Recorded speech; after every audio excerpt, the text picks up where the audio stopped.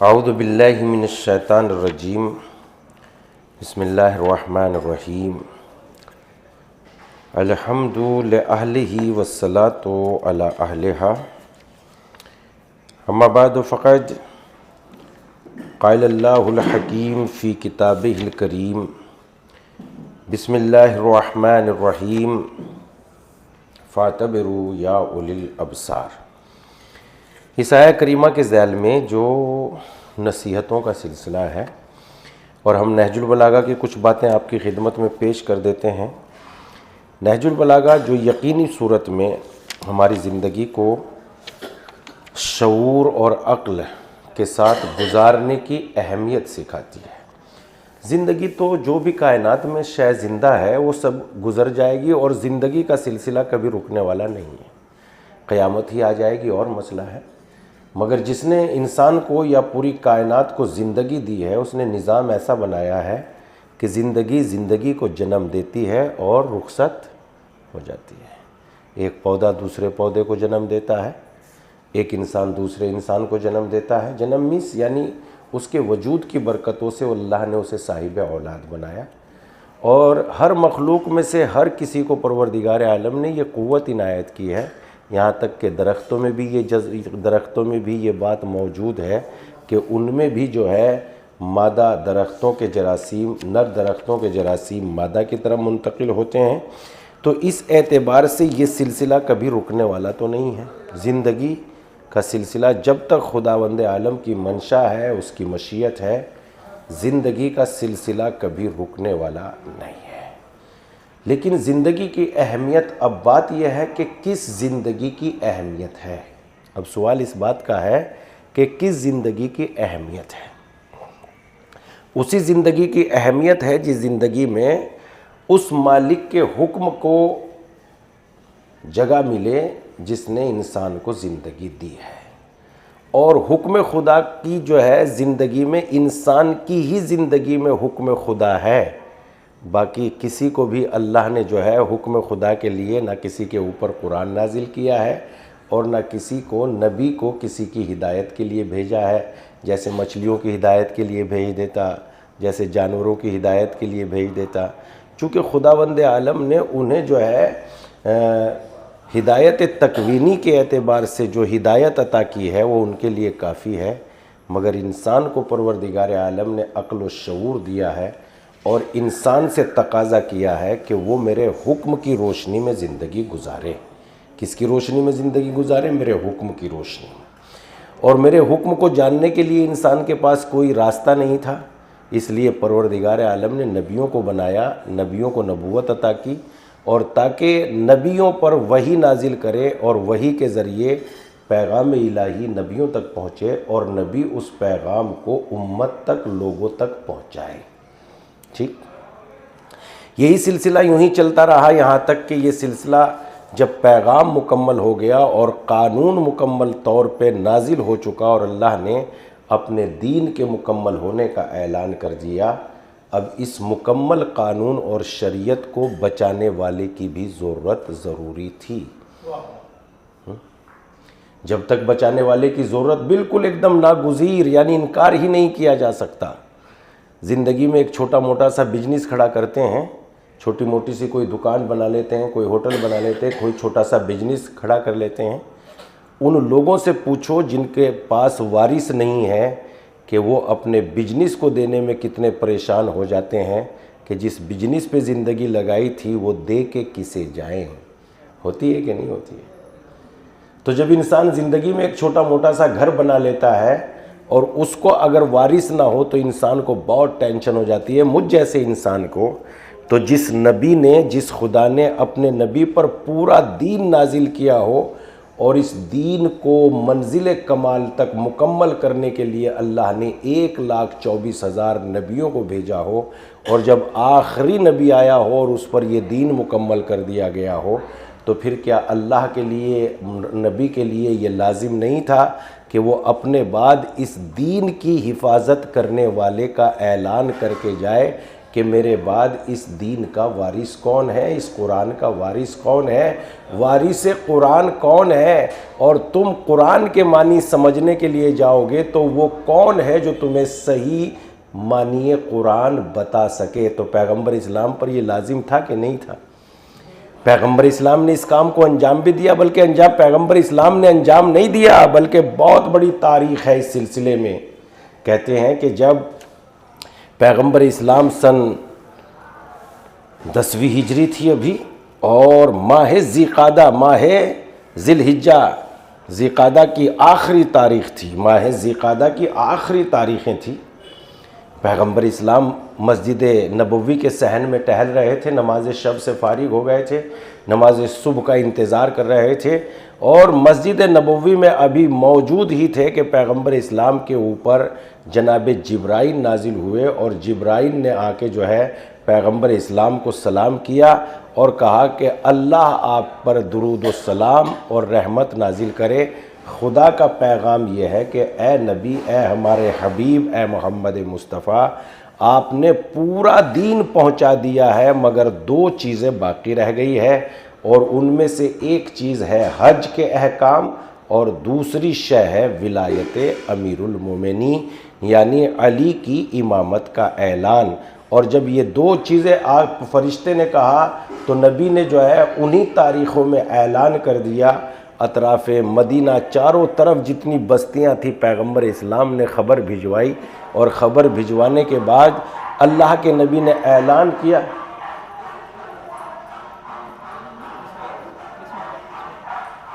اللہ کے نبی نے یہ اعلان کیا کہ جو ہمارے ساتھ حج کرنے کا خواہش مند ہے، یا جو ہمارے ساتھ حج کرنا چاہتا ہے، اس کے لیے ضروری ہے کہ وہ مدینے میں آ جائے، اور ہم سب جو ہے مدینے میں ساتھ جا کے جو ہے حج بیت اللہ کے احکام بجا لائیں گے۔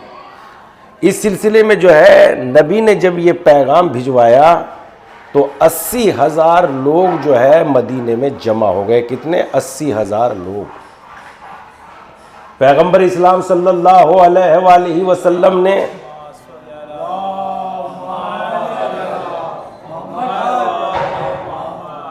پیغمبر اسلام صلی اللہ علیہ وآلہ وسلم نے ان لوگوں کے 80,000 لوگوں کے رہنے کا، کھانے کا، سب کا بندوبست کیا، اور کئی دنوں تک یہ لوگ جو ہے مکے میں، مدینے میں موجود تھے۔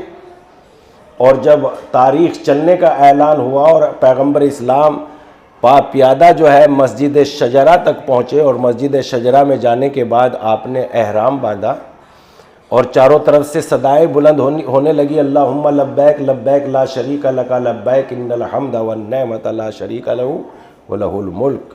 جب یہ سب کی سب آواز بلند ہونے لگی تو 80,000 لوگ جو ہے پیغمبر اسلام کے ساتھ تو وہ ہے جو دوسری بستیوں سے آئے تھے، کچھ مدینے کے بھی لوگ تھے، اور پھر اس کے بعد جو ہے اسی اثنا میں ابھی مدینے میں امیر المومنین علی ابن ابی طالب علیہ السلام مدینے میں نہیں تھے۔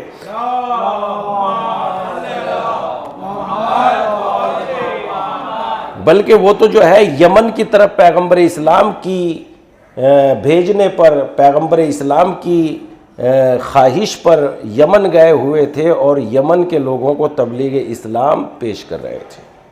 وہیں پیغمبر اسلام کا خط پہنچتا ہے، یا علی، ہم نے حج کا ارادہ کیا ہے، آپ بھی اگر مناسب سمجھو تو یمن سے جو لوگ آنا چاہتے ہیں انہیں لے آؤ، اور مکے میں ہم سے ملاقات کرو۔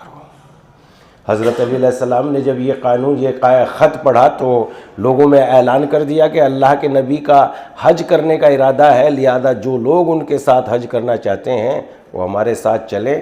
اور وہاں سے بھی کچھ لوگ حج کی تیاری کے لیے نکلے اور امام علی کے ساتھ چلنے لگے۔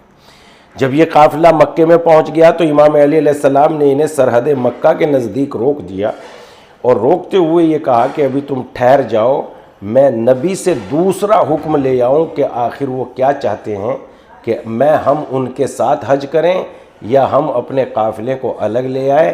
میں نبی سے ملاقات کرنے کے بعد فیصلہ کروں گا کہ اب مجھے کیا کرنا چاہیے، چونکہ ہم سے جو ہے یہاں تک کہا تھا کہ مکے میں ہم سے ملو، اگلا کام کیا کرنا ہے وہ تحریر نہیں ہے۔ علی پیغمبر اسلام کی خدمت میں ہے۔ پیغمبر اسلام سے دعا و سلام اور زیارت و ملاقات کے بعد اللہ کے نبی نے حکم دیا یا علی آپ بھی اپنے قافلے کو ہمارے ساتھ ملا لو۔ اور جب یہ سب قافلہ تقریباً 1,20,000 1,30,000 1,25,000 1,24,000 مختلف روایتیں ہیں، جب اتنے لوگ یہ جمع ہو گئے مکے میں پیغمبر اسلام کے ساتھ، تو اللہ کے نبی نے حج کے احکام بجا لائے، عمرہ کیا۔ سب سے پہلے عمرہ ہی کیا جاتا ہے۔ عمرہ کے بعد جو میدان مینا میں جاتے ہیں، اور میدان مینا میں آمنہ سے آنے کے بعد پھر جو ہے پھر ایک طواف کرتے ہیں، اور طواف کرنے کے بعد سعی بجا لاتے ہیں، اور سعی کے بعد حلق کرتے ہیں یعنی بال منڈواتے ہیں، اور بال مونڈنے کے بعد حج ہمارا تمام ہو جاتا ہے۔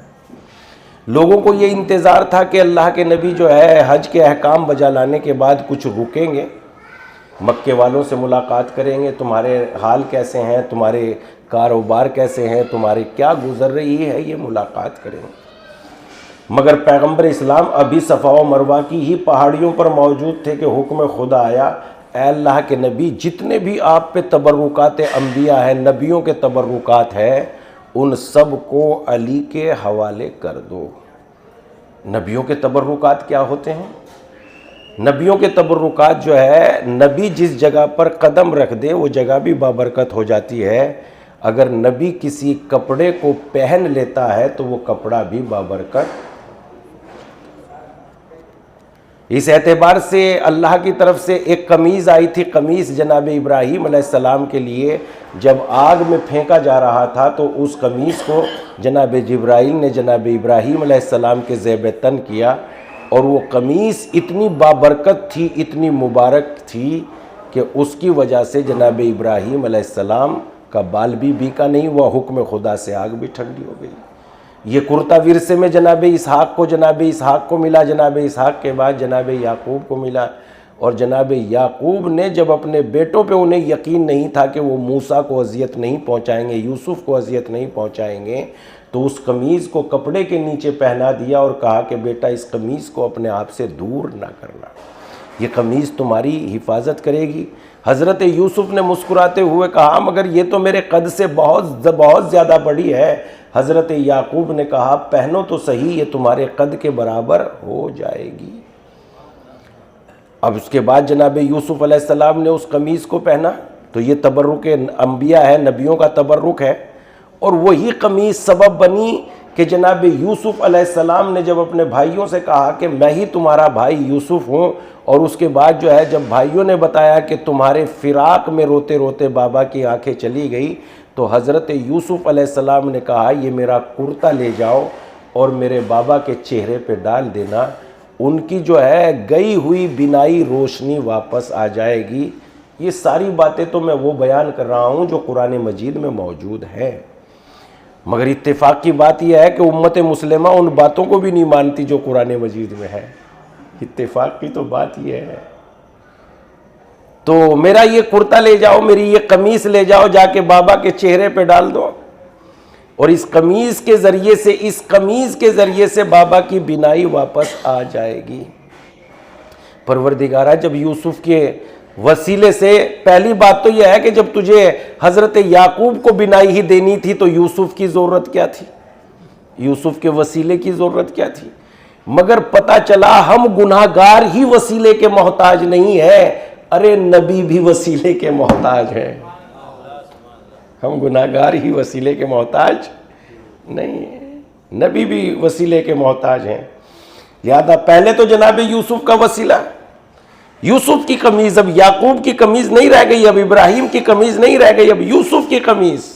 قرآن میں یہی لفظ آیا ہے، جناب یوسف نے کہا میری قمیض لے جاؤ، میرا یہ کرتا لے جاؤ جو بابا نے مجھے دیا تھا، یہ لے جاؤ اور ان کے چہرے پہ ڈال دو تو ان کی بینائی واپس آ جائے گی۔ اور قرآن مجید میں بھی یہ بیان کیا گیا ہے، بالکل لفظ ہے، روتے روتے فَأَبْيَضَّتْ عَيْنَاهُ، روتے روتے ان کی آنکھیں جو ہے سفید ہو گئی، اور ان کے چہرے پر جب قمیص ڈالی گئی تو ان کی بینائی واپس آ گئی۔ یہ قرآن کا فیصلہ ہے۔ تبرکات انبیاء جناب یوسف، جناب امیر المومنین علی کے سپرد، تبرکات انبیاء علی کے سپرد کر دو، علی کے سپرد کر دو تبرکات انبیاء۔ ان میں تبرک میں سے ایک تابوت کا بھی تذکرہ ملتا ہے، تابوت سکینہ کا تذکرہ ملتا ہے۔ جو جناب موسیٰ علیہ السلام کی یادگار تھا، جناب موسیٰ علیہ السلام کی یادگار تھا تابوت سکینہ۔ یہ تابوت سکینہ کیا ہے صاحب، جس کا آج ساری دنیا میں جو ہے چرچا ہے کہ نہیں؟ تابوت سکینہ، یہ تابوت سکینہ اصل میں وہ صندوق ہے جس میں جناب موسیٰ علیہ السلام کی والدہ نے جناب موسیٰ کو رکھ کے دریائے نیل میں ڈال دیا تھا۔ کون سا صندوق ہے؟ تابوت عربی زبان میں صندوق کو ہی کہتے ہیں، تابوت عربی زبان میں صندوق کو ہی کہتے ہیں۔ سورہ مبارکہ بقرہ میں اس کا تذکرہ ہے۔ ان کی قوم نے جب جناب اپنے نبی سے یہ کہا کہ اس حکومت کرنے والے حاکم کی جو ہمارا نمائندہ ہوگا اس کی علامت کیا ہوگی، تو قرآن مجید میں اللہ نے ارشاد فرمایا قال لہم قال نبیہم، ان کے نبی نے ان سے کہا، کیا کہا ان کے نبی نے ان سے کیا کہا؟ اس کی نشانی ایک تو یہ ہوگی کہ وہ جو ہے ملک تابوت جو ہے تمہاری طرف آ جائے گا، اور یحملہ الملائکہ، اس تابوت کو ملائکہ اٹھائے ہوئے ہوں گے، اس تابوت کو ملائکہ اٹھائے ہوئے ہوں گے۔ اس تابوت میں جناب موسیٰ علیہ السلام کو رکھ کے دریائے نیل میں پھینک دیا گیا تھا۔ یہ تابوت جو ہے فرعون کے خزانے میں تھا، مگر جب جناب موسیٰ کو فتح مندی ہو گئی تو یہ صندوق واپس آ گیا، اور بنی اسرائیل کا یہ نظریہ بن گیا۔ اس میں جناب موسیٰ علیہ السلام کے جو تبرکات تھے، توریت کی تختیاں وغیرہ بھی اسی میں موجود تھی۔ بنی اسرائیل کا یہ نظریہ بن گیا کہ اگر ہمارے ساتھ وہ تابوت ہوگا تو ہم کبھی بھی جو ہے شکست نہیں کھا سکتے، چونکہ یہ جناب طالوت کی بات کب آئی؟ طالوت کی بات اس وقت آئی جب جناب اشمعیل علیہ السلام کا زمانہ آیا اور عمالقہ نے بنی اسرائیل کو ان کے گھروں سے نکال دیا، گھروں سے بے گھر کر دیا، اور ذلت اور رسوائی کی زندگی گزار رہے تھے۔ انہوں نے اپنے نبی سے آ کے کہا کہ آپ ہمارے لیے دعا کر دیجئے کہ کوئی رہنما، کوئی حاکم جس کی سرپرستی میں سپہ سالار کوئی ہمارے لیے جو ہے معین کر دیں، تاکہ ہم اس کی سرپرستی میں جنگ کریں اور اپنے گھروں کو واپس لیں۔ پروردگار عالم سے جناب اشمعیل نے دعا کی تو حضرت اشمعیل پہ وحی نازل ہوئی کہ ان کا حاکم جناب طالوت ہے۔ طالوت کو ہم نے ان کا حاکم، سپہ سالار، کمانڈر، ہم نے جناب طالوت کو ان کا سپہ سالار بنا دیا۔ انہوں نے ماننے سے انکار کر دیا کہ ہم کیسے مانے کہ یہ ہمارے سپہ سالار ہیں، نہ تو ان کے پاس پیسے ہیں، نہ ان کے پاس دولت ہے۔ خداوند عالم نے اعلان کیا زادہ بسطۃ فی العلم والجسم، اللہ نے انہیں جو ہے علم زیادہ دیا ہے، اللہ نے انہیں بدن کی طاقت، پھر بھی انہوں نے نہیں کہا۔ پھر جب انہوں نے انکار کیا تو پھر ان کی طرف سے، اللہ کی طرف سے پیغام آیا کہ ان سے کہو کہ اس کو جو ہے تابوت سکینہ تمہاری طرف، تابوت تمہاری طرف پلٹ آئے گا اور اس کو ملائکہ اٹھائے ہوئے ہوں گے، فی ہے سکینتن، اور اس میں تمہارے لیے جو ہے سکون ہوگا، اس میں تمہارے لیے سکون ہوگا۔ تو اب یہ بھی تبرکات، یعنی تابوت سکینہ بھی تبرکات، تابوت جو ہے تابوت موسیٰ، یہ صندوق موسیٰ بھی تبرکات نبی ہے، توریت بھی تبرکات نبی ہے، زبور بھی تبرکات نبی ہے، عصائے موسیٰ بھی تبرکات نبی ہے۔ اللہ نے کیا پیغام بھیجا کہ علی کو تبرکات انبیاء علی کے سپرد کر دو، اسی صحیح کے میں جو ہے صفا و مروہ کے درمیان علی کو تبرکات انبیاء یہی عطا کر دو، علی کے سپرد کر دو۔ پیغمبر اسلام نے جناب موسیٰ کا عصا، جناب ابراہیم و یوسف کی قمیص، جناب موسیٰ تابوت سکینہ، توریت، زبور، انجیل اور قرآن سب جو ہے امیر المومنین علی کے سپرد کر دیا، وہیں اسی صفا و مروہ کے درمیان۔ اور بات یہیں تک نہیں رہ گئی، بات یہیں تک نہیں رہ گئی کہ بس بات ہو گئی کہ آپ نے جو ہے نبی کے تبرکات جو ہے علی کے سپرد کر دیے اور بات تمام ہو گئی، بلکہ پیغمبر اسلام سے اللہ نے یہ اعلان کیا کہ اے حاجیوں جنہوں نے اس سال حج کیا ہے، ان کے اوپر لازم ہے کہ مقام جوفہ تک میرے ساتھ آئیں، مقام جوفہ تک۔ ایسا نہیں ہوا کہ پیغمبر اسلام حج کر کے آ رہے تھے اور اچانک وہی نازل ہو گئی اور بس علی نے اعلان، اللہ کے نبی نے اعلان کر دیا من کنت مولا فہذا علی، ایسا نہیں ہے، میرے ساتھ آنا لازم ہے۔ لہذا 10,000 حاجی جو ہے مکے سے بھی تھے جو مدینے اس میں جو ہے جوفہ تک آئے۔ کتنے حاجی تھے؟ 10,000 حاجی، اور اس وقت جو ہے پیغمبر اسلام صلی اللہ علیہ وآلہ وسلم پیغمبر اسلام جب یہاں پر پہنچے، مقام جوفا تک پہنچے اور غدیر کے نزدیک پہنچے، غدیر تالاب ایک میدان کے نزدیک، تالاب کو جو ہے عربی زبان میں غدیر کہتے ہیں، لہذا غدیر خم کے میدان میں جب پہنچے تو اس وقت اعلان کرتے ہیں اب تو جبرائیل نے میرے اونٹ کی میہار کو پکڑ کے مجھے روک لیا ہے۔ اور یہ ایک ہی آیت ہے جو قرآن مجید میں کئی مرتبہ، یعنی اللہ کے نبی کے اوپر کئی مرتبہ نازل ہوئی، ساری آیتیں وہ ہے، ایک دو آیت ہی ہے جو 2 مرتبہ نازل ہوئی، جیسے سورہ مبارکہ ہے، سورہ حمد ہے، وہ بھی 2 مرتبہ نازل ہوا ہے، اور بس یہ ایک آیت یہ ہے جس کے کئی مرتبہ پیغام آیا، اور وہ پیغام یہ ہے کہ اب اب پیغمبر فرماتے ہیں اب تو جبرائیل نے میرے اونٹ کی میہار کو پکڑ کے روک لیا، اے اللہ کے نبی اس سے آگے نہیں بڑھ سکتے، اب اس پیغام کو آپ کو پہنچانا ہے جو اللہ نے آپ کو بھیجا ہے، یا ایھا الرسول بلغ ما انزل الیک من ربک، جو اللہ نے تمہارے اوپر نازل کر دیا۔ اور دیکھو جو سن رہے ہیں، پھر پیغمبر اسلام نے ولایت علی کا اعلان کیا، اور اس میں پروردگار عالم کی طرف سے اعلان یہ تھا کہ اے پیغمبر اگر آپ نے امامت کا اعلان نہ کیا تو گویا دین کا کوئی پیغام پہنچایا ہی نہیں۔ یہ آخر کیوں بات کہی جا رہی ہے کہ دین کا کوئی پیغام پہنچایا ہی نہیں؟ اس لیے کہ جب تک جو ہے اگر ہم کوئی عمارت بنائیں اور بچانے والا موجود نہ ہو تو عمارت کے بچنے کا یقین نہیں ہو سکتا۔ جس عمارت میں رہنے والے نہیں ہوتے وہ کھنڈر بن کے چند ہی سالوں میں گر جاتی ہیں، تو اگر دین کا کوئی بچانے والا نہ ہوتا تو جیسے عمارتیں نہیں بچتی، زمینیں نہیں بچتی، گاڑی کو صاف نہ کیا جائے تو گاڑی نہیں بچتی، گھر کو صاف ستھرا نہ کیا جائے تو گھر نہیں بچتا، زندگی میں بیماریوں سے علاج نہ کیا جائے تو زندگی نہیں بچتی، جیسے بیماریاں ساری چیز کو کھا جاتی ہے، ایسے ہی اگر دین کا کوئی محافظ نہ ہوتا تو دین کبھی نہ بچتا۔ اس لیے پیغمبر لازم ہے، جب آپ نے پہنچایا ہے تو بچانے والے کا بھی انتظام کر کے جاؤ۔ پیغمبر لازم ہے، اس لیے یہ امامت کا اعلان اس لیے ضروری تھا، اور پیغمبر اسلام اپنی زندگی میں امامت کا اعلان کر کے گئے۔ اور جنہوں نے اپنے ہاتھوں سے اپنی خواہشوں سے امام چنے، جنہوں نے اپنی خواہشوں سے امام چنے، ان کا انجام کیا ہو رہا ہے آپ جانتے ہیں۔ اور جنہوں نے غدیر کے امام کے سامنے سر جھکایا اور اسے اپنا مولا مانا، وہ صاف اعلان کر سکتے ہیں مر سکتے ہیں، ہٹ نہیں سکتے۔ اس لیے امامت ڈٹنے کا سلیقہ عطا کرتی ہے، ڈٹنے کا سلیقہ عطا کرتی ہے امامت عطا کرتی ہے ڈٹنے کا سلیقہ۔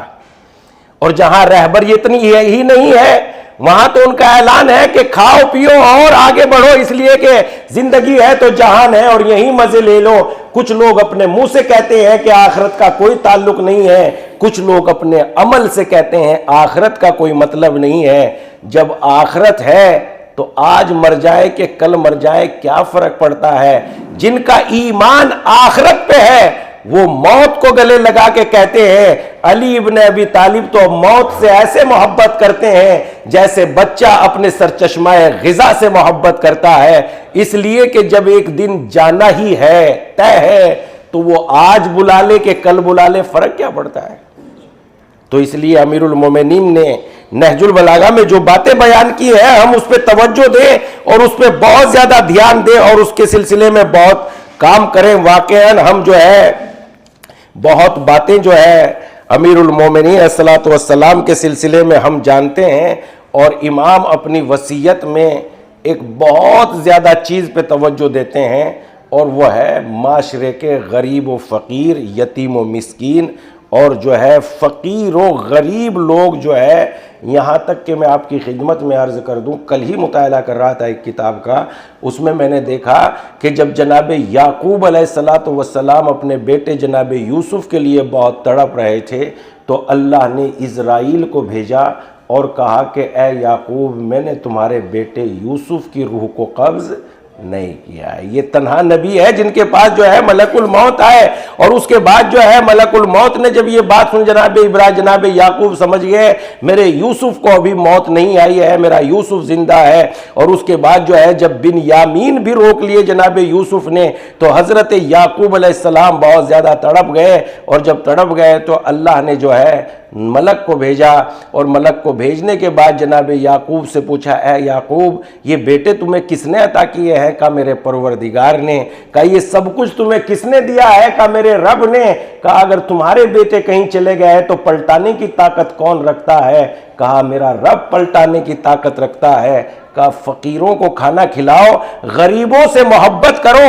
اگر تمہارے بیٹے مر بھی جائیں گے تو ہم اس بات پہ قدرت رکھتے ہیں کہ انہیں دوبارہ زندہ کر کے تم سے وصال کرا دیں, تم سے ملاقات کرا دیں. لہذا غریبوں سے محبت کرو, اس لیے کہ میں غریبوں کو محبوب رکھتا ہوں. کیا رکھتا ہوں؟ غریبوں سے محبت کرو, میں غریبوں کو محبوب رکھتا ہوں, میں غریبوں کو پسند کرتا ہوں, میں فقیروں کو محبوب رکھتا ہوں, غریبوں کو پسند کرتا ہوں. لہذا تم غریبوں سے محبت کرو, انہیں کھانا کھلاؤ, انہیں دوست رکھو. یہی بات امیر المومنین علیہ السلام اپنی وصیت میں فرماتے ہیں. کیا کہتے ہیں؟ دیکھو اے میرے بیٹو, دیکھو یتیموں کے بارے میں اللہ سے ڈرتے رہنا, اور ان کے فاقوں کی نوبت نہ آ جائے. یعنی تمہارا کیریکٹر ایسا نہ ہو کہ یتیم فاقوں سے مرنے لگے اور تمہیں خبر نہ ہو. بے خبر کو مسلمان نہیں کہتے, باخبر کو مسلمان کہتے ہیں. بے خبر کو تھوڑا ہی مسلمان کہتے ہیں کہ ہمیں کچھ پتہ ہی نہیں, بے خبری میں سب کچھ گزر رہا ہے. نہیں, ایسا نہ ہو. دیکھو اے میرے بیٹو, ایسا نہ ہونا چاہیے وصیت نامے میں. اے میرے بیٹو, ایسا نہ ہونا چاہیے کہ یتیم تمہارے سامنے برباد ہو جائے. اللہ سے ڈرتے رہنا, ان کے فاقوں کی نوبت نہ آ جائے اور وہ تمہاری نگاہوں کے سامنے برباد ہو جائے. تمہاری نگاہوں کے سامنے یتیم کیسے برباد ہوتے ہیں؟ بلکہ جو والدین اپنے بچوں پہ دھیان نہیں دیتے وہ بھی یتیم ہی ہیں, مثل یتیم ہیں. یا وہ لوگ جو بہت زیادہ غریب غربا ہیں, ان کے بچے بھی مثل یتیم ہیں. دیکھو یتیموں کے فاقوں کی نوبت نہ آ جائیں, وہ کہیں تمہارے سامنے برباد نہ ہو جائیں. برباد ہونے کا طریقہ کیا ہوتا ہے؟ جب ہم ان پہ توجہ نہیں دیں گے تو دوسرے لوگ انہیں پیسوں کے لالچ میں, ان کے جذبات سے فائدہ اٹھا کے ان میں بری عادتیں داخل کر دیتے ہیں. اور بری عادتیں اگر انسان میں داخل ہو جاتی ہے تو زندگی سے بہتر پھر موت ہو جاتی ہے. لہذا اپنے بچوں کو بری عادت میں داخل نہ ہونے دو, اس کا بہت زیادہ دھیان رکھو. آج دشمن یہی چاہتا ہے کہ تمہارے بچوں میں بری عادتیں داخل ہو جائے. کیا چاہتا ہے دشمن؟ آج دشمن یہی چاہتا ہے. آج کے زمانے میں جتنی نشاور چیز جو ہے عام ہوتی جا رہی ہے, اتنی کسی زمانے میں نہیں ہوئی. اور نشہ تو آج کے زمانے میں جو ہے ہر جگہ سے دستیاب ہے, اور جسے دیکھ رہے ہیں وہ جھومتا دکھائی دے رہا ہے, جسے دیکھ رہے ہیں اس کے حالات خراب ہیں. نہ جانے کتنے لوگ ہیں اس آفت میں مبتلا ہو کے اپنی جان گنوا بیٹھے. اس لیے ضروری ہے, دیکھو اے میرے بیٹو, چونکہ غریب بری عادت کو بہت جلدی قبول کر لیتا ہے. بھوک کسی بھی چیز کو بہت جلدی قبول کروانے پہ مجبور کر دیتی ہے. بھوک کسی بھی چیز کو قبول کروانے پہ مجبور کر دیتی ہے. بھوک سے بڑی کوئی طاقت نہیں ہے. بھوک سے بڑی کوئی طاقت ایٹم بم سے بڑی ہے. بھوک کی طاقت ایٹم بم سے بھی بڑی ہے. بھوک کی طاقت اس لیے کہ ایٹم بم زیادہ سے زیادہ ہمارے جو ہے جسموں کو اڑا سکتا ہے, مگر بھوک ہماری غیرت, ایمان, آبرو, عزت سب کو چھین سکتی ہے. چھین سکتی ہے کہ نہیں چھین سکتی؟